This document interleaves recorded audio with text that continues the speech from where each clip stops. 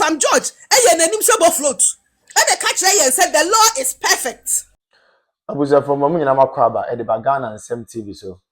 But I'm this like video, no best subscribe to the channel, no turn on notifications. Next time. Videos of this nature about also sabit my cabin. Also watch your comment section. Maybe whom you from Mr. President and Major also TikTok or comment section. By be about whom you from Mr. President and Major also. You need dream say that should be the new patriotic party about power. Na ya bana Ghana for you na what to I'm more ready. The need to Sudan say man we need that to be na the be a mekasim be say amanya some ye no.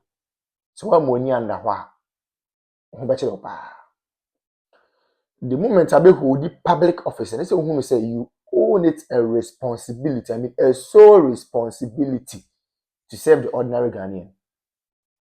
But I think say I do retirement nkofo bebree if you say a public office no more hold it. As a result of that, it is their sole responsibility to impact and improve lives of people. They have forgotten about that.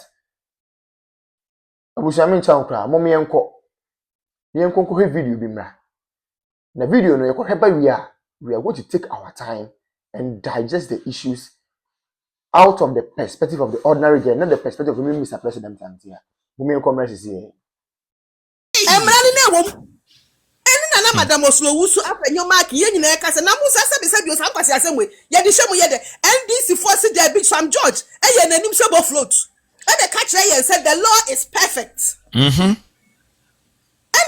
Richard Sky peace there be City FM journalist this there be I am Tronkwa and Tro from A to Z Musoma Trubia Asembia Mahama e kan ye bie ni wa e papa ni nyina ye ntro dedi kan ye papa John Mahama etimi eskame ye maame makuafo ye papa no makuafo say sika nana dango kufuado any MPP abande mo 3001 no na ono de se moto aba Ghana kuafo moto aba de mano na obayo mampanyina obetua moka 70 million etokuafo tirimu oskame akuafo adwene odada akuafo ene 3001 krabu no se mo akuafo mu Ghana akuafo a mo Ghana fo ho ban munim nyansa ma adwon da fom entinu 31 million krabu no wasen hwanso e dia ko 25 million owie ye no wase mo akuafo maskamo ma Mummebu na mukosuku no nursing training cage from some mra so because mo tra classroom asua dem ema nana de danko kufa ema mala wase munya la wowe na mumfa nsua de na munya nimdie na mo so machi mu nwena mo nkato ade mo mra me adwuma wo hospitals no President Mahama say mo meskano mo enti mo alawana nana de danko kufa de mamu mo me ba me de be mamu double mess up postum automatically. Yam yanamo agitumu, so ye automatic posting. Ye pese lancers exams yan churubi, ye suku na near postuyen, cause ye te Mars, ye te Jupiter, aye we na automatic no nya jumaere, aye, ya se so in who admins am passe, suku na wakwa no, ese ukuta lancers. Ye yanamo nurses for teachers for Edi Mahamechi. Emma Mahama scammer woman. Nti yewura Mahama oye scammer. MEC for oye scammer. Omo total scammers. Cause oma scammer Ghana for. Ye maame mo muto no ma e wo dwom. Bojo Kaneshi market, Makola, Takwade Central Market, Kumasi Central Market. Edum ho. Yewura Mahama scammer mo so oh ye maame for mu didwan. Me the women's weekend ya me no kasi. Na eja John the super incompetent man John Dramani Mahama lying masha na oyuki na wahia timamofo ahia a ono omudidi nkobo ana wo ka kire wo mo se he ebe ya mo free UK ho na mote no na mo mra metena Ghana na ye nyina no ye nya nkakakra because 24-hour economy no na bie dwuma manwuma no chese ebu Ghana for so ma Ghana for omu hu ne omo nyedai omo fo omo meye adwuma no enti se be ya mo free UK na mo mbra ne nyina ye metena Ghana ha ayi nyina yeti because nyuma na boso Ye mpese ko kuro fufuro so akofan krofo aba na afi o ma ba beji ekuru na afi ne yesa be ka chom say o muntu ne ye ekuru. Enti Ghana fo am ti UK. Mom nyina mom rafi. Kuntru hwe ne ninjia na ko. Na no kure nie. Na no anzi, o ye se wo pia bontene na o mu ko duru no mu se sai krofo bia bo chenku protest chese. El kura platcast ne de keka ho. Ah, o mu ka kire nsa Agyeta. Wo ye trofo. Chese, wo ye kokonsa.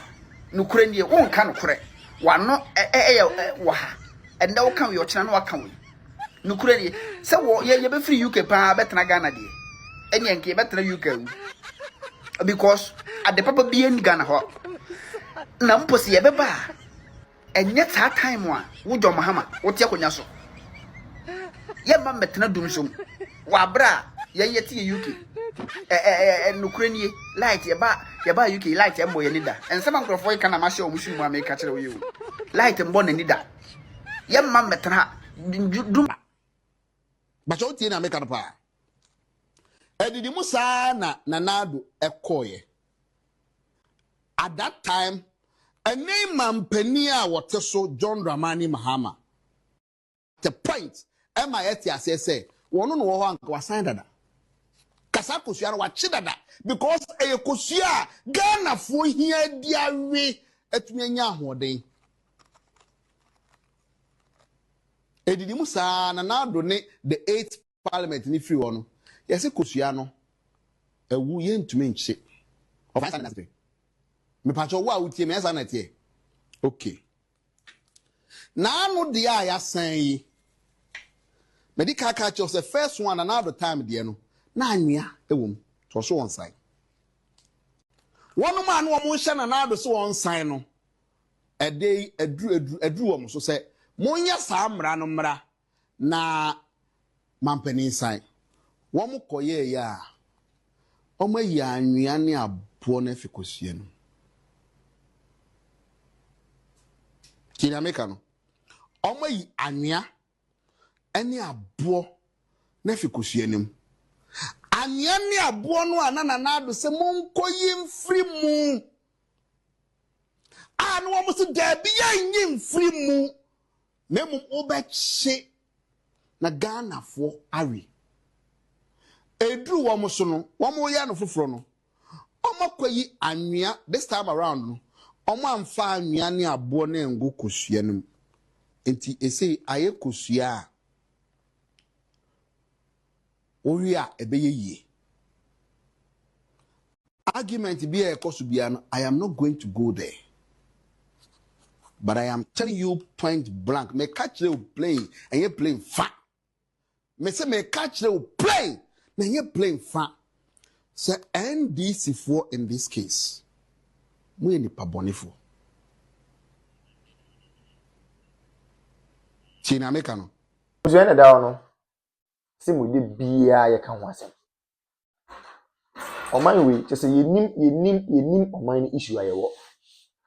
Ko ye hwe ne ma papa na adan kwafufo Dr. Laji Mahmood Bawumia ye de ma oman we a. Any 2024 elections eko, no ma Dr. Bawumia e den na de kire Ghana fa se me ba we ni we na me yama mo na. Busia na ke ye nsem pata de yensa kan. Serious. So in fact, oman bi timi ko borrow oman bi presidency. Oman bi timi ko borrow oman bi leaders are KBA, the new patriotic party, the leaders of the party, KBA borrow another African country to cause development there. For the first time in the history of the country, we have generalized free senior high school. The word is generalized. For the first time in the history of the country, we have active drone delivery systems. For the first time in the history of the party and of the country, Yetimi Enya active and well facilitated health facilities across the length and breadth of the country. Agenda 111. We may say impoyen because the agenda na person here number of hospitals in person is intimate because of time. But those ones it really go and see how they have been operationalized. And then look, I say we have some of the hospitals in fact, equipping hospitals are not all right, but because of political tantrums and political gains, many look, I say hospitals and they go and no say. It is a Kenyan who say na no man in Abeya. It is a can of the was I would to me say, oh, I mean, say, almost same people have come for. Name my comfort to my sacrificing discard to what the hospitals, and most of my come for. I comfort my facilitator, me on the fund, free seniors, who some may come for. You say, any Ghana for debut. I find a tables net and after the Moki Kaka. Why are they shouting? Obian cannon to me and Cono. I saw for no moon common into with the greatest of respect, among common into them queen in a chief imam for income into the queen in a politicians income into the queen in a market women on common into the queen now. Obian cannon into the queen in a 2020 Jua, then you know the way forward. Ah, yet you come over or no bow, no, the credit scoring system, but I must open quantity and get it. Nancy bibi ni na kasa de se bi ye bibi ayen ketinketi ya adwen ketinketi ye bibi ye bi invest kwa ye ketinketi. We want everything in pieces. We don't want everything in bulk. Adi asem kwa ni. Obi ma credit scoring system also open koko ketinketi. Obi introduce electric or electronic bus systems, you know. Most open koko ketinketi. Is enya mo den. You people chose policy. You people chose music over policy. Na ne yete ne nyine ho papa na fe na mbusu wa kire.